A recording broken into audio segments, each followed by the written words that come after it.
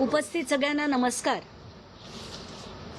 अशोक खरात प्रकरणात इतकी प्रचंड माहिती येतेय की आज खरं तर मी बोलायला सुरुवात केली तर दिवस पूर्ण जाईल. म्हणून मला असं वाटतं की आता महत्त्वाचे मुद्दे जे आहेत ते मी मांडतेय आणि काही मुद्दे मी उद्या किंवा परवा मांडेन. आज मला सुरुवात अशी करायची आहे की खरात हा मोठा कसा झाला. त्याला मोठं करणारे सगळे राजकारणी होते, त्याला मोठं करणारे अधिकारी होते, त्यांच्या दिमतीला सगळे होते, अधिकारी होते, सगळे राजकारणी होते. त्यातले आता काही राजकारणी नुसतंच भविष्य विचारायला किंवा एकाने सांगितलं म्हणून गेले असतील, पण काही राजकारणी संधी साधूपणा करायला, काही साध्य करायला नक्कीच गेले असतील. म्हणून मी सगळे जेवढे राजकारणी मला सापडलेत त्या यादीत ती नुसती यादी वाचून दाखवणार आहे.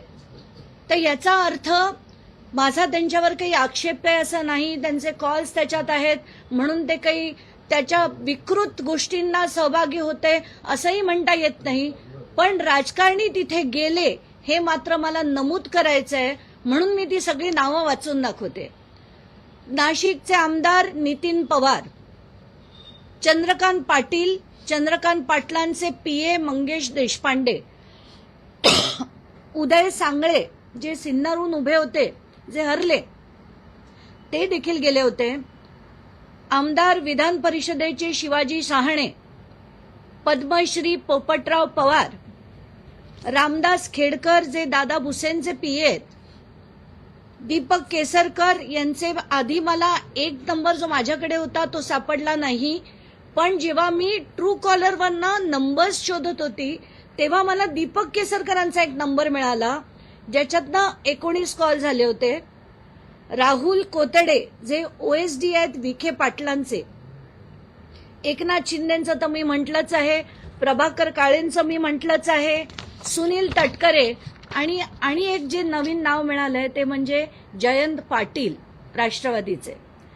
मला हे नाव वाचून मात्र नक्कीच दुःख झालं, कारण त्यांच्याकडनं अशी अपेक्षा मला नक्कीच नव्हती की ते अशा बाबांकडे काही भविष्य विचारायला किंवा काय विचारायला, त्यांना कोण घेऊन गेलं हे सगळं म्हणजे जाणून दुःख झालं की त्यांच्याकडनं अशी अपेक्षा मला नव्हती. मी कदाचित मी पण रॉंग असेल, पण कारण बरेच जणांकडनं बरंच काही ऐकलंय, पण मला ती व्यक्ती चांगली वाटायची आत्तापर्यंत. असो, आता चाकणकर कुटुंबातले रुपाली चाकणकर, मुलगा सोहम चाकणकर, प्रतिभा चाकणकर, तन्मय चाकणकर, प्रफुल्ल चाकणकर, संकेत सायकर या सगळ्यांचे कॉल्स या यादीत सापडले.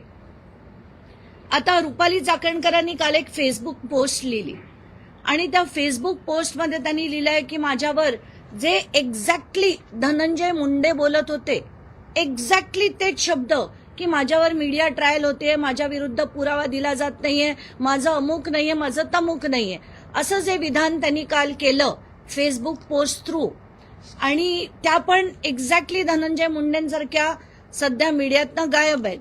जसे धनंजय मुंडेंवर जेव्हा आरोप झाले ते देखील त्यातनं गायब होते. तर आता ही पूर्ण यादी रुपाली चाकणकरांच्या फोन कॉल्सची आहे जी त्यांनी इनकमिंग आणि आउटगोईंग खरातांना केले. ही पूर्णच्या पूर्ण यादी मी आता माझ्या मीडियाच्या ग्रुपवर घालते.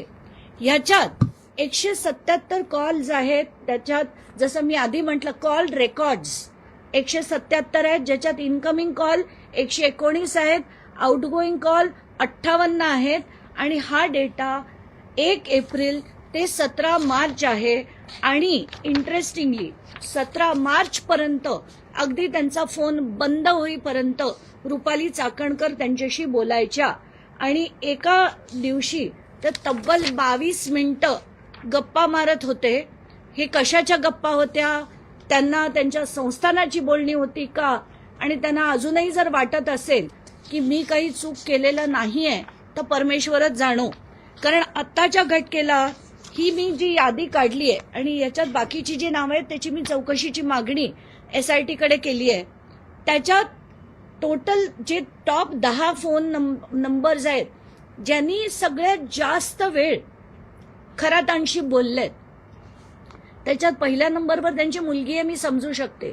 दुसऱ्या नंबरवर रुपाली चाकणकर आहेत.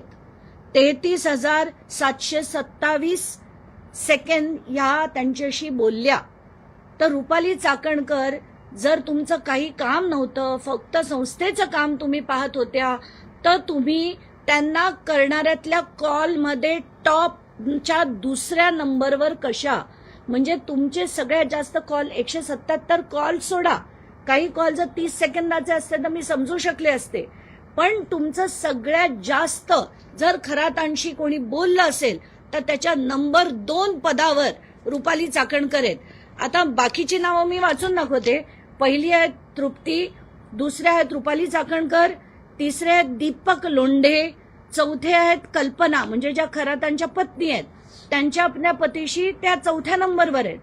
पण सेकंड नंबरवर रुपाली चाकणकर, तिसऱ्या नंबरवर दीपक लोंढे, आणि एक महत्वाचं नाव आहे, त्याच्याबद्दल मी सगळं बोलणारच आहे.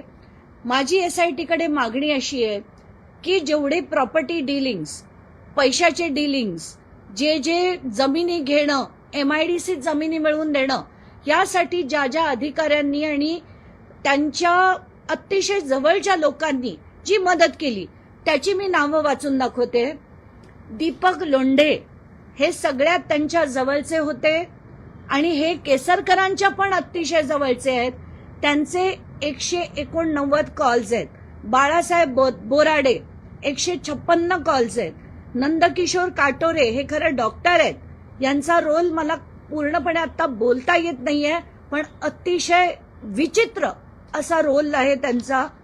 सचिन चुंबाळे 177 कॉल आहेत. या डॉक्टर नंदकिशोर काटोरेंचे 106 कॉल्स आहेत. मंगेश नवाळे 110 कॉल्स आहेत.